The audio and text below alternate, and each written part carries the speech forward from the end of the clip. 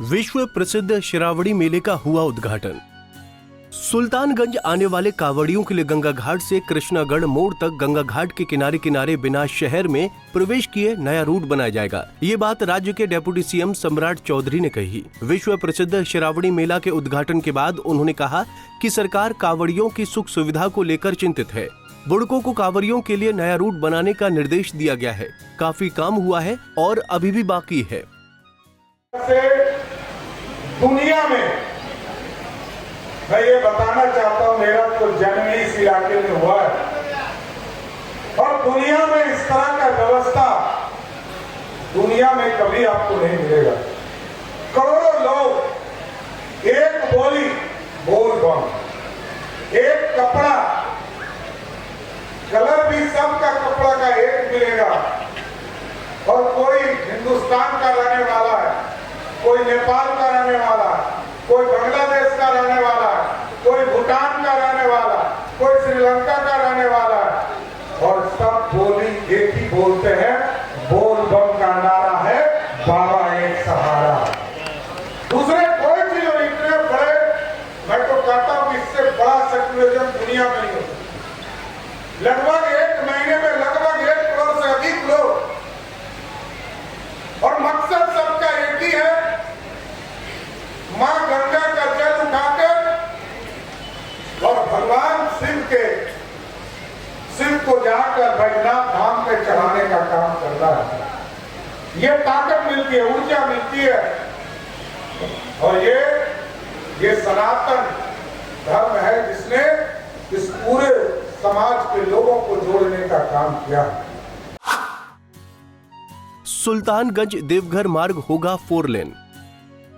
सम्राट चौधरी ने कहा कि सुल्तानगंज से देवघर 2 लेन को 4 लेन किया जाएगा। विकसित बिहार बनाने को लेकर पीएम नरेंद्र मोदी और मुख्यमंत्री नीतीश कुमार लगे हुए हैं। लंबे समय से हम लोग इसका काम करते आ रहे हैं, पता नहीं आधा आधा काम हमारा फंस जा रहा है। नमामि गंगे से हम लोगों ने सीढ़ी बनाने के लिए उस समय 100 करोड़ दिया, वो भी पूरा नहीं हो पाया। पुल हम 2014 से लगे हुए हैं, क्योंकि मैं गंगा के उस पार का प्रतिनिधित्व करता था और इसको भागलपुर से सीधे जोड़ने का प्रयास हमने शुरू किया। पता नहीं उसको भी ग्रहण लगा, लेकिन एकदम स्पष्ट करता हूं साथियों, एक एक चीज को व्यवस्थित करना है। इस पुल को भी फिर से काम करना शुरुआत कराऊंगा और इस पर चलने का काम किया जाएगा। इसका जांच भी आदरणीय विजय सिन्हा जी यहाँ बैठे हैं, एक स्तर पर जांच की कार्रवाई भी चल रही है, लेकिन अब सुपर स्ट्रक्चर, ये स्ट्रक्चर हटाकर पूरी तरह सुपर स्ट्रक्चर जो आप देखते हैं गांधी सेतु पर पूरे लोहे के पूरी स्ट्रक्चर बनाकर इसको करने का काम किया जाए। भागलपुर में बनेगा सबसे बड़ा एयरपोर्ट। सम्राट चौधरी ने कहा कि एयरपोर्ट की मांग लंबे दिनों से हो रही है। आपको आश्वस्त करता हूं कि इसके लिए पहल शुरू हो गया है। भागलपुर में सबसे बड़ा एयरपोर्ट बनेगा, सारी सुविधाएं बेहतर रूप से मिलेंगी।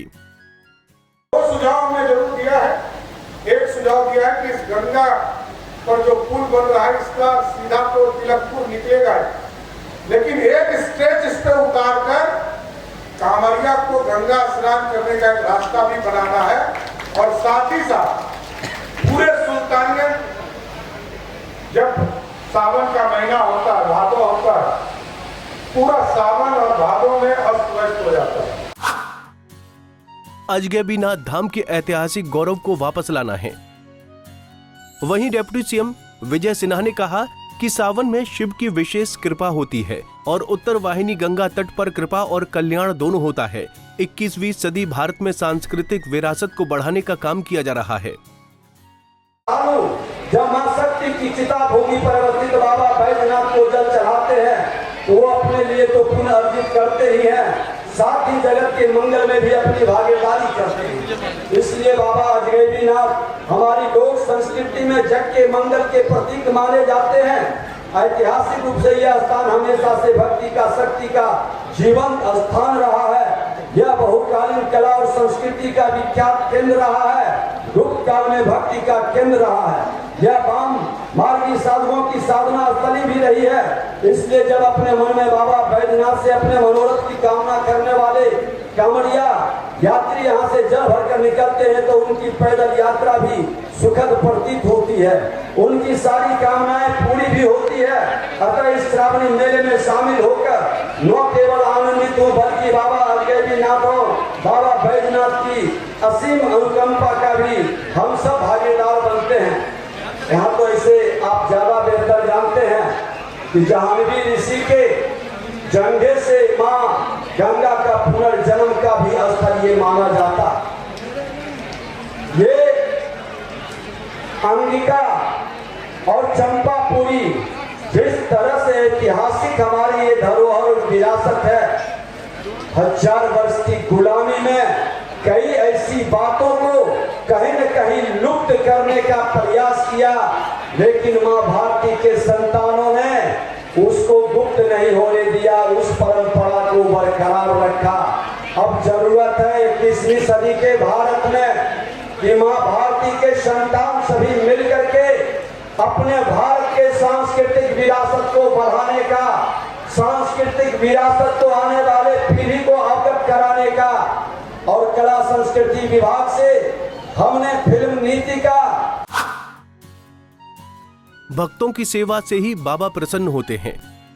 सभा को संबोधित करते हुए बिहार सरकार के भूमि व राजस्व मंत्री दिलीप कुमार जायसवाल ने कहा कि आप लोग खुशनसीब हैं, यहाँ काफी संख्या में श्रद्धालु आते हैं और उस श्रद्धालु की सेवा करने का मौका आप लोगों को मिलता है। अधिकार तो आपका ऐसे है वित्त विभाग पर, और हमारे विजय कुमार सिन्हा जी माननीय उप मुख्यमंत्री भी एकदम बगल के ही हैं। तो ये बहुत अच्छा मौका है कि सुल्तानगंज जो अजगैबीनाथ धाम है इसका विकास हो, और राजस्व मंत्री के रूप में भी जब जहां आपका आदेश होगा विधायक जी, मैं हर वक्त अजगैबीनाथ धाम के विकास के लिए तैयार बैठा हूं। इससे अच्छा मौका फिर कभी आने वाला नहीं, इससे अच्छा मौका फिर कभी नहीं आ सकता है कि अजगैबीनाथ का विकास हो। और मुझे लगता है कि माननीय उप मुख्यमंत्री जी शायद आप जितना बात बोले उससे भी आगे का सोच रहे हैं कि बिहार में जिस तरह पटना और बोध गया का विकास हुआ है उसी तर्ज पर अजगैबीनाथ धाम का भी विकास हो, ऐसा चिंता हम लोग कर रहे हैं। मैं आप सभी को धन्यवाद देता हूं। आप अजगैबीनाथ धाम के निवासी बहुत सौभाग्यशाली हैं कि इतने श्रद्धालु इस धरती पर आते हैं और आपको बाबा ने मौका दिया है कि उस श्रद्धालु का सेवा करें, क्योंकि आपका कल्याण इसी में है। अजगैबीनाथ धाम में रहने वाले सभी जो भी यहाँ पर भाई बहन बुजुर्ग बैठे हैं, पूरे अजगैबीनाथ धाम में ये संदेश दीजिए कि इस श्रद्धालु का सेवा करके आप बाबा को खुश कर सकते हैं, भोले बाबा आपसे प्रसन्न रहेंगे। गंगा जल को देवघर तक पहुंचाने की मांग। सुल्तानगंज विधायक ललित नारायण मंडल ने कहा कि 164 करोड़ रुपया गंगा रिवर फ्रंट के लिए स्वीकृति मिली है। सालों भर उत्तर वाहिनी गंगा सुल्तानगंज में बना रहेगा। उन्होंने गंगा जल को देवघर तक पहुंचाने की मांग की है। भागलपुर से अंजनी कुमार कश्यप की रिपोर्ट।